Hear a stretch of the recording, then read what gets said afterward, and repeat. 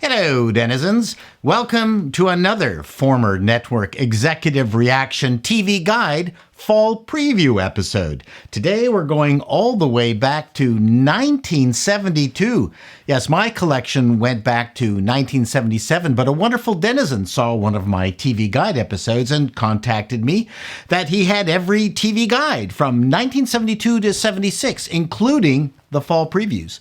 I hesitated taking all those TV guides. I don't need more junk in the house, but going through all of them, they're an amazing time capsule. Are you interested in me covering the debate between free over-the-air TV and the emerging pay TV services?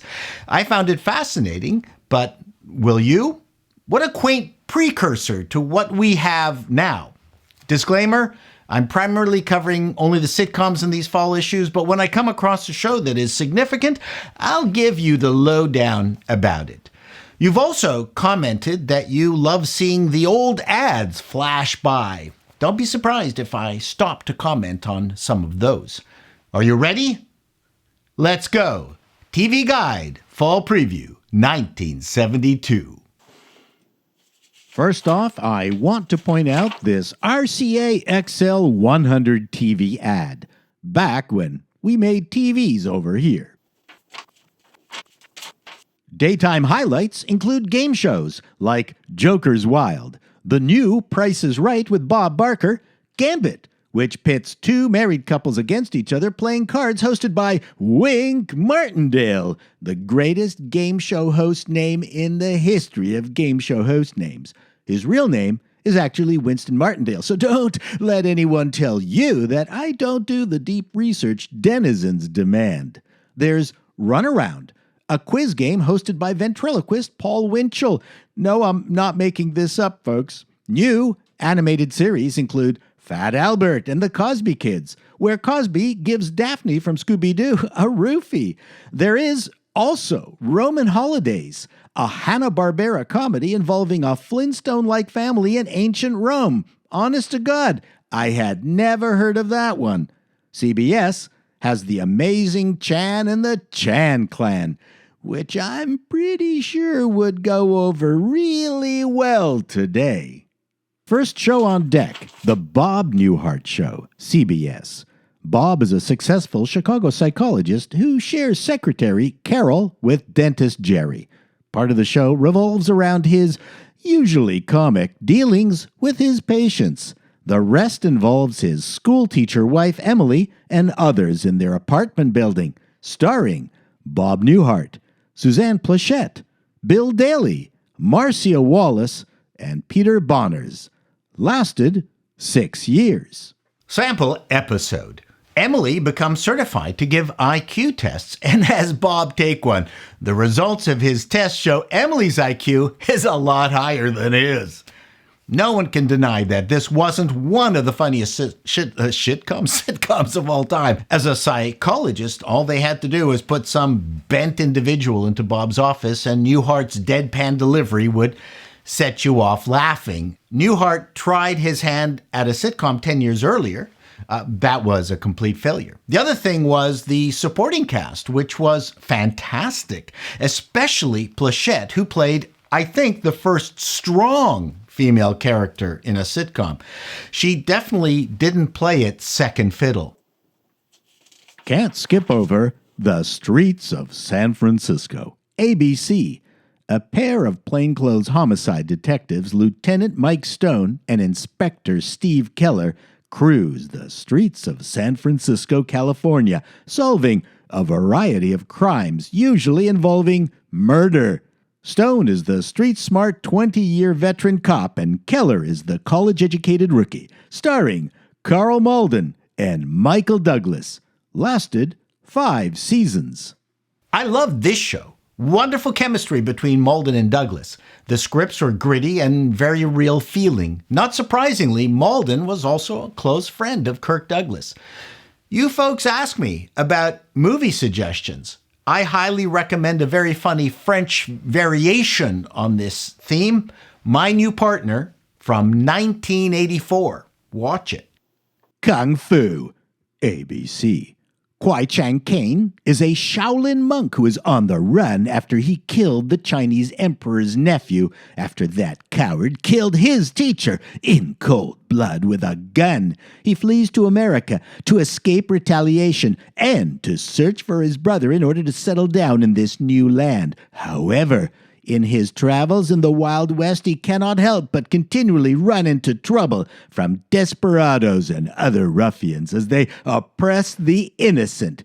He uses kung fu martial arts in this gun-dominated land, starring David Carradine, Kai Luke, and Philip Ahn. Lasted only 3 seasons. This show was insanely awesome. My first introduction to Kung Fu as entertainment. Every episode would start with Caine going into a town, proclaiming that he came in peace. And then in the end, kicking the ever-loving shit out of all the bad guys. The character was written as half Chinese and half American. Carradine looked the part, but his Kung Fu was not very convincing. He beat out Bruce Lee for the part. Now, that would have been truly awesome. Bridget Loves Bernie, CBS. Wealthy, white-bread Bridget Fitzgerald and lower-class cab driver Bernie Steinberg meet, fall in love, and marry. Even though their love for each other is never in doubt, both are constantly forced to deal with their parents, who are uncomfortable with their kids' differences in social status and religion. Starring David Burney, Meredith Baxter, Harold Stone, Bebe Osterwald, David Doyle, and Audra Lindley. Lasted 1 season. Sample episode. When the Steinbergs win a trip to Rome for a private audience with the Pope, the Fitzgeralds try to prevent what they feel would be an embarrassment. So there you go. A Jew and a Catholic get married. Hilarity ensued. It actually was a very funny show. Another episode had the Fitzpatricks try to run the Steinbergs' deli with disastrous results. What do Gentiles know about deli? All kidding aside, this was a very controversial show for its time. So much so that it was the highest rated show ever to be canceled. It was 5th of all shows that season. Apparently, the hate mail was so horrendous that CBS caved and canceled the show. Yeah, CBS actually tried making a go of a TV version of The King and I called Anna and the King, starring Yul Brynner and Samantha Eggar. Lasted 1 season. M.A.S.H, CBS. We can skip over this one. Oh, no, we can't. Are you nuts? The 4077th Mobile Army Surgical Hospital is stuck in the middle of the Korean War. With little help from the circumstances in which they find themselves in, they are forced to make their own fun. Fond of practical jokes and revenge, the doctors, nurses, and administrators and soldiers often find ways of making wartime life bearable. Nevertheless, the war goes on. Starring Alan Alda, Wayne Rogers, Loretta Swit, Jamie Farr, William Christopher, Harry Morgan, Gary Berghoff, Mike Farrell, David Ogden Steers, Larry Linville, and for a time, McLean Stevenson. Lasted 11 years. Sample episode. When Hawkeye is appointed chief surgeon over Frank Burns, Burns and Houlihan go over Colonel Blake's head to a general to protest the decision. Okay, what to say about M.A.S.H? 11 mostly watchable years. The show lasted longer than the Korean War it was based on. The final episode is the most watched TV series finale of all time in the U.S. 105 million people watched it. One bit of trivia, the show was delivered with and without a laugh track. The local stations could turn it on or off as they saw fit. And it was my good fortune to have met Burt Metcalf, who produced 251 of the shows and directed 31 episodes. He was Canadian, born in Saskatoon, Saskatchewan, and I dragged him back to Canada to help us learn about sitcoms, which we were very bad at. He kindly directed a sitcom I was an exec in charge of production on. Burt was great. We all learned a ton, but the show was a bomb. One of the nicest people in Hollywood. The Rookies. ABC. Never saw it. Very popular. Lasted 4 seasons. I will mention the new Bill Cosby show because it was Bill Cosby, not the Bill Cosby show. This was a variety show that lasted 1 year. That is all. Maude, CBS. This All in the Family spinoff centers around Edith's cousin, Maude Findlay. She's a liberal, independent woman living in Tuckahoe, New York, with her 4th husband, Walter, owner of Findlay's Friendly Appliances, Carol Trainer, her divorced daughter from her 2nd marriage, and Carol's son, Philip, starring B. Arthur, Bill Macy, Conrad Bain, Adrienne Barbeau, and Rue McClanahan. Lasted 6 seasons. Sample episode. Maude says that couples should be able to live together without being married. But then Carol returns home after a camping trip and expects her boyfriend to stay over. Wow. What a great year for great shows, especially compared to the TV Guide fall previews I've done already. This was stellar. It wasn't my favorite show, but the ones I saw were good Norman Lear quality. Temperatures Rising. ABC. Set in the Capitol General Hospital in Washington, D.C., follows the adventures of the no-nonsense chief of surgery, Dr. Vincent Campanelli, and his all-nonsense staff.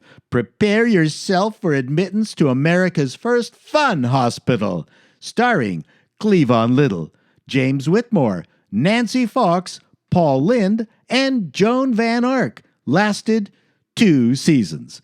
I didn't write this copy. Sample episode. Staff and patients are caught up in a numbers game, and a hypnotized nurse is making a play for every doctor she encounters. Yes, this show starred a black actor, but not initially.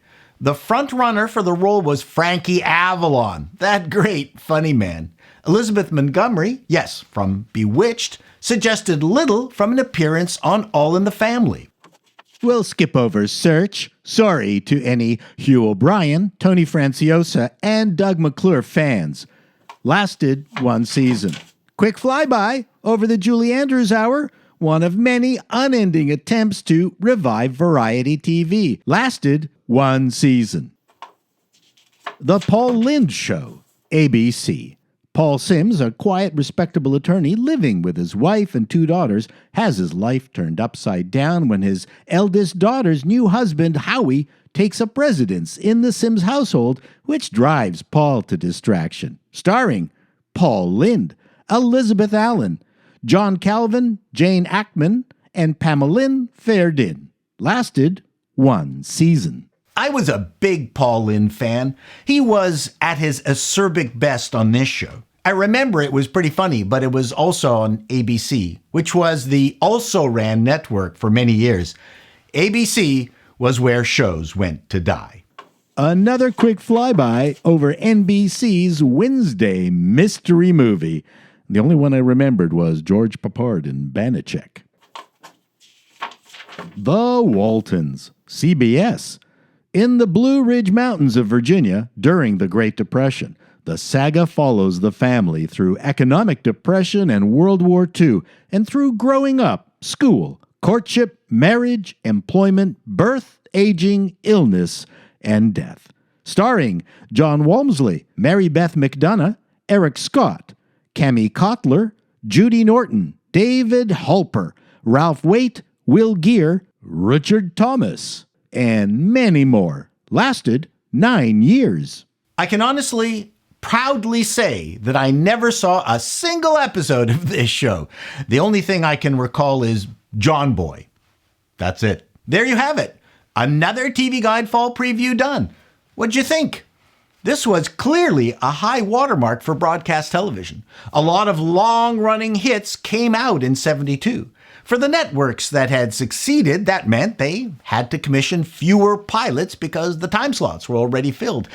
But for loser networks, it meant spending more cash, loading up for pilot season, and hoping to find shows that could outperform popular incumbents on other networks in that time slot.